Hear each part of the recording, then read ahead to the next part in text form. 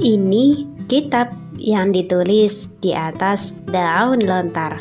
Ya, kitab ini ditulis di atas daun lontar. Hal tersebut membuat pengetahuan, gagasan, kepercayaan, serta tradisi, seni, dan budaya di Thailand dicatat di kitab ini. Tidak hilang dari waktu ke waktu karena sebagian nenek moyang Thailand merekam berbagai cerita dan disimpan dalam buku-buku kuno di Thailand menggunakan daun lontar. Penasaran bagaimana cara membuatnya? Simak video kami hingga selesai. Lontar adalah salah satu jenis palem yang kerap kali dimanfaatkan oleh masyarakat. Lontar merupakan jenis tumbuhan tradisional yang sering ditanam secara sengaja oleh masyarakat di beberapa daerah karena memiliki berbagai manfaat.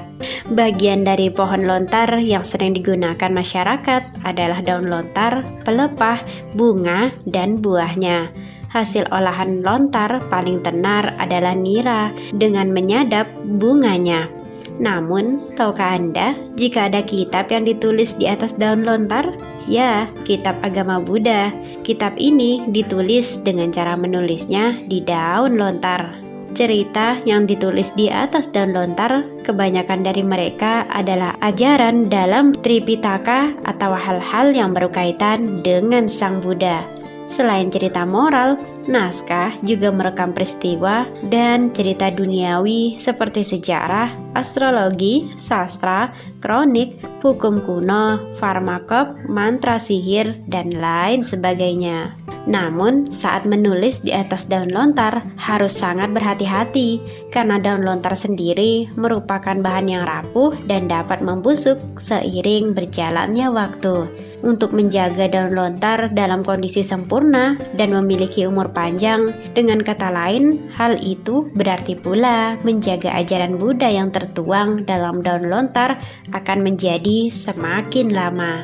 Oleh karena itu, penyimpanan lontar harus dibungkus dengan kain sebelum disimpan di peti dharma atau lemari dharma yang terletak di kuil atau aula kitab. Selain nilai penting yang terkandung dalam kitab, kain gulungan juga merupakan kekayaan budaya penting yang patut dilestarikan. Ada banyak bahan berbeda yang digunakan untuk membuat kain pembungkus, berbeda dalam hal penulis, daerah, dan eranya. Oleh karena itu, kita bisa menemukan kain pembungkus kitab yang terbuat dari berbagai bahan seperti kain, kayu, rumput, kaca, dan lain sebagainya. Ada kain asli dan kain dari luar negeri seperti katun, sarung, sutra, dan lain sebagainya. Untuk ukiran nama penulis, tanggal, bulan, tahun, dan tempat penulisan, hal itu penting untuk menentukan kayu yang akan digunakan. Kayunya sendiri bisa yang berwarna emas atau warna kayu biasa, tergantung kebutuhan pembuatnya. Nah, apakah Anda penasaran bagaimana proses mulai dari pemilihan daun hingga penulisannya? Baiklah, mari kita lanjutkan.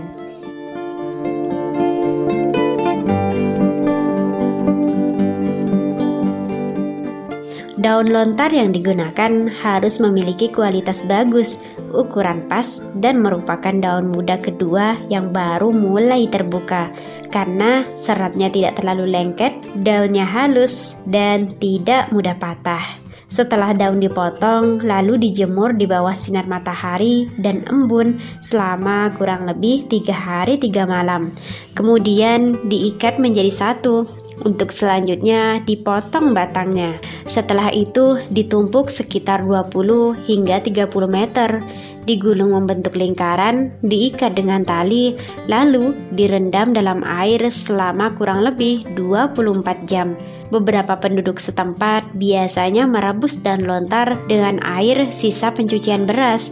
Setelah itu dijemur selama kurang lebih 2 hari. Setelah daunnya benar-benar kering, gulungan tersebut dibuka dan daunnya dibersihkan satu persatu.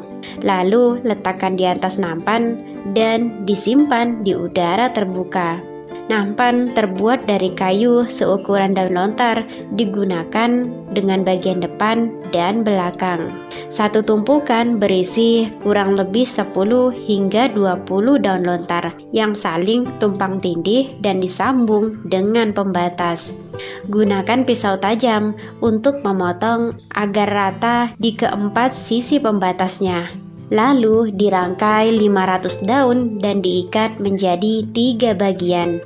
Kemudian masukkan ke dalam oven hingga benar-benar kering untuk mencegah jamur. Setelah semua benar-benar kering, bersihkan kembali satu persatu daun dengan menggunakan pasir halus yang disangrai panas. Kemudian gunakan bor yang dibakar dengan api untuk membuat lubang. Lubang pertama ditusuk, kemudian disusun daun lontar untuk diikat.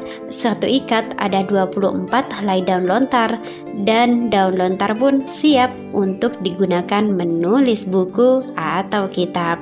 Menulis kitab atau buku kuno menggunakan stilus untuk mengukir naskah di setiap halaman.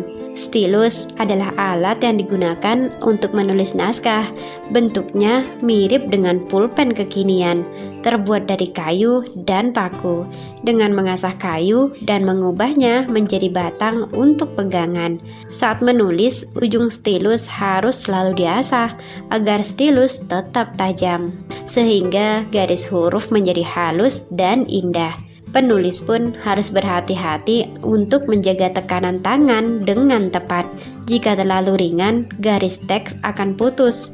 Jika terlalu berat, daunnya akan berlubang. Selain keahlian, seorang penulis juga harus sabar, konsentrasi, dan menguasai materi dengan baik, sehingga akan membuat hasil karya menjadi indah.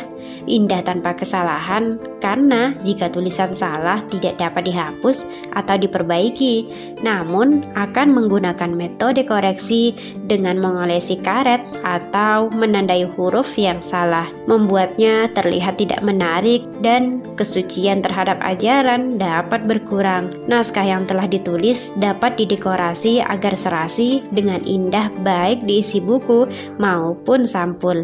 Dengan mendekorasi sampul depan, sampul belakang, tepi buku, bagian depan belakang kayu dengan tanda air, mutiara, dihiasi kaca, atau disepuh.